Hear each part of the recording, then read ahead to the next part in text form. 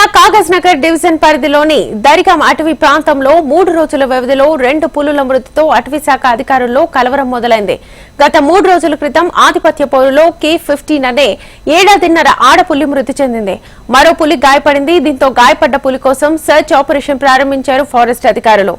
దరిగాం, మాలిని, మణికేపటర్, రేగులగూడ, సర్కపల్లి అటవీ ప్రాంతాల్లో tiger trackers తో పాటు జిల్లా ఫారెస్ట్ బృందాలు గాలింపు చర్యలు చేపట్టాయి. ఇదిలా ఉంటే ఆడపులి మృతి చెందిన కూతవేటు దూరంలోనే మరో 5 ఏళ్ల S9 అని పిలువబడే మగపులి మృతదేహాన్ని అటవీశాఖ సిబ్బంది గుర్తించింది. అయితే మగపులికి ఉరివేసి ఉండడంతో అటవీశాఖ పర్యవేక్షణ లోపమేనంటున్నారు ఉన్నతాధికారులు. 3 రోజుల వ్యవధిలోనే 2 పులుల మృతితో ఫారెస్ట్ ఆఫీసర్స్ అలర్ట్ అయ్యారు. ఘటనా స్థలాన్ని CCF అధికారి శాంతారాం, జిల్లా అటవీ శాఖ అధికారి నీరజ్ కుమార్ తోబ్రియాల్ సందర్శించారు. ఇవాళ కేంద్ర పులుల సంరక్షణ బృందం అధికారులు కూడా విచారణ నిమిత్తం ఘటనా స్థలాన్ని పరిశీలించనున్నారు. 2 పులుల మృతి పట్ల అటవీ శాఖ అధికారులపై ఉన్నతాధికారులు గుర్రుగా ఉన్నట్లుగా తెలుస్తోంది. ఈ ఘటనలో నిర్లక్ష్యంగా వ్యవహరించిన పలువురు ఫారెస్ట్ అధికారులతో పాటు సిబ్బందిపై వేటు పడే అవకాశం ఉన్నట్లుగా సమాచారం. ఖైదాంశానికి సంబంధించి ఫుల్ డీటెయిల్స్ మా ప్రతినిధి వెంకట్ అడిగి తెలుసుకుందాం ఫోన్ లైన్ ద్వారా. వెంకట్, కాగజ్ నగర్ టైగర్ కార్డాలో 2 పులులు మృతి చెందాయి.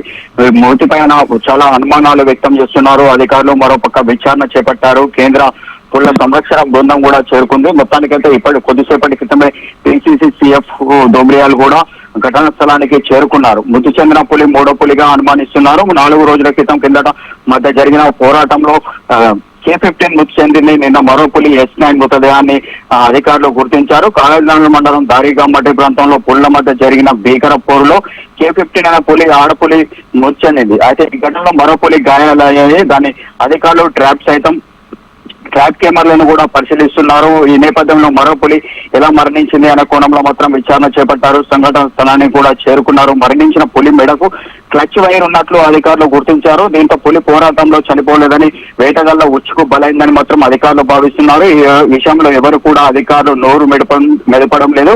2 పులులు చనిపోయిన సందర్భంలో మొత్తానికైతే అక్కడికి ఎవరిని కూడా అనుమతి ఇవ్వడం లేదు. మొత్తానికైతే పులిని చాలా అనుమానాలు వ్యక్తమవుతున్నాయి. ఈ విషయం ప్రయోగం ఏమన్నా జరిగిందా? అయితే ముందు ఏదైతే చనిపోయిందో K15 చనిపోయిందో దాన్ని కొంత కూతవేట దూరంలోనే S9 అనే పులి మరొకటి కలబరాన్ని గుర్తించారు. S9 మాత్రం ఉచ్చుకుపడి చనిపోయినట్లు గుర్తించారు. మొత్తానికైతే దీని మీద విచారణ చేపట్టారు.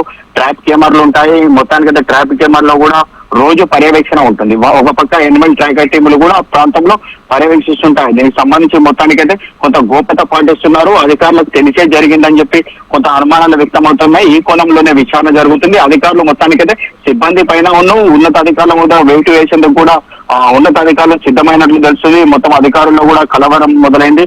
గత 4 రోజుల్లో అడవుల్లోనే మొత్తం అన్వేషణ చేస్తున్నారు. ఏదైతే 2 పులులు మరణించాయి.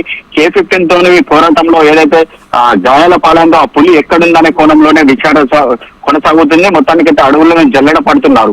మొత్తానికైతే ఇటు కాగజ్ నగర్ టైగర్ కారిడార్ కు అటు మహారాష్ట్ర నుండి వలస వస్తున్న పులుల సంఖ్య కూడా పెరిగింది. రోజుకు గ్రామస్తులు కూడా ఫిర్యాదులు చేస్తున్నారు. ఆ ఫిర్యాదులను కూడా అధికారులు పట్టించుకోవడం లేదనే ఆరోపణలు వస్తున్నాయి. మొత్తానికైతే పులులు రోజుకు ఇక్కడ రావడం, ఈ ప్రాంతంలోనే సంచరిస్తుండడంతో అక్కడ ఉన్నటువంటి సమీప గ్రామాల ప్రజలు కూడా అధికారులకు చెప్తున్నప్పటికీ కూడా అధికారులు పట్టించుకోవడం వల్ల పులులు మరణిస్తున్నాయని చెప్పి మరోపక్క తెల్లమైంది. అధికారులు కూడా ఇక్కడ ఉన్నటువంటి అధికారుల పైన సీరియస్ గా ఉన్నారు. మొత్తానికైతే ఈ సంఘటన స్థలంకు వెళ్లి వచ్చిన తర్వాత పూర్తి వివరాలను వెల్లడించేందుకు సిద్ధమైనట్లు తెలుస్తుంది. వెంకట్, అయితే 3 రోజుల వ్యవధిలోనే 2 పులులు మృతి చెందడం, అందులోనూ 1 పులికి ఉరివేసి ఉండడం చూస్తుంటే ఎవరో కావాలని చేసినట్లుగా అనిపిస్తోంది. సో దీనికి సంబంధించి మీరు అన్నట్లుగా ఫారెస్ట్ సిబ్బంది ఎవరైతే ఉన్నారో వాళ్ళ నెగ్లిజెన్స్ అయితే కనిపిస్తుంది. ఇంకా గాయపడ్డ పులులు కూడా ఉన్నాయంటున్నారు. సో వాటి కోసం ఇంకా సెర్చ్ ఆపరేషన్ కొనసాగుతోందా? సెర్చ్ ఆపరేషన్ అయితే కొనసాగుతుంది. 3 రోజులుగా అటవీ అధికారులు అడవుల్లోనే ఉన్నారు. వారికి ప్రత్యేకంగా భోజనం కూడా అడవుల్లోనే వెళ్తుంది. మొత్తానికైతే అధికారులు కూడా అక్కడ ఉన్నటువంటి వందలాది ట్రాప్ కెమెరాలు ఉన్నాయి. ట్రాప్ కెమెరాలను కూడా పరిశీలిస్తున్నారు. ఎక్కడైతే పులి గాయపడినట్టు కనబడట్లేదు, పాదముద్రలు కూడా వస్తున్నాం. పాదముద్రల ఆధారంగా ఆ పులి ఎటువైపు వెళ్ళిందనేది నిర్ధారించవచ్చు. కానీ ఇప్పటి వరకు అధికారులు ఎక్కడ కూడా పాదముద్రలు గుర్తించినట్లు తెలుస్తుంది. మొత్తానికైతే అన్వేషణ కొనసాగుతుంది. ఏదైతే గాయపడ్డ పులి ఉందో ఆ గాయపడ్డ పులి కోసం మాత్రం అధికారులు మొత్తానికైతే అన్వేషణ కొనసాగిస్తున్నారు. మొత్తానికి దీనికి సంబంధించిన పూర్తి వివరాలు తెలియాల్సింది. మరో పులి ఏదైతే చనిపోయినటువంటి పులి కూడా దీని కూతవేటు దూరంలోనే ఉంది. గత 4 రోజులు అధికారులు అక్కడే ఉంటున్నారు. నిన్ననే గుర్తించారు. కానీ నిన్న అది ఏదైతే చనిపోయిందో అదే రోజు ఎందుకు గుర్తించలేకపోయారనే అనుమానాలు కూడా వ్యక్తమవుతున్నాయి. దీంతో అధికారులు కొంత సీరియస్ అయినట్లు తెలుస్తుంది. వీరిపైన వేటు వేసేందుకు కూడా సిద్ధమయ్యారు. Right Venkat, thank you.